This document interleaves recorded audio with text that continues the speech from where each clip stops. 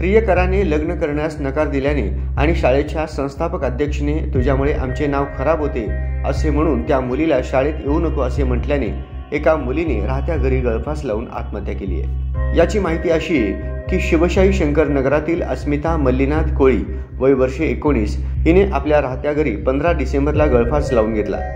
तिचे दर्शन आगरखेड या मुलासोबत प्रेम संबंध होते, परंतु दर्शन याने तिच्यासोबत लग्न करण्यास नकार दिला होता। तुझ्यासोबत लग्नही करत नाही आणि तुझी बदनामी करतो, तुझे जगणे मुश्किल करून टाकीन अशी धमकीही दर्शनने दिली होती।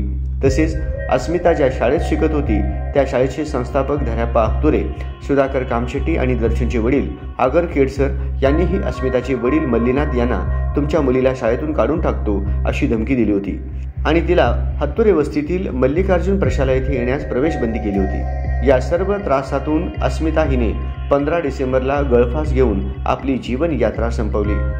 तिला आत्महत्या प्रवृत्ती केल्याप्रकरणी अस्मिताचे वडील मल्लीनाथ कोळी वय 45 यांनी या चौघांविरुद्ध MIDC पोलीस ठाण्यात गुन्हा नोंदवलाय। पुढील तपास सहाय्यक पोलीस निरीक्षक साळुंखे करत आहेत।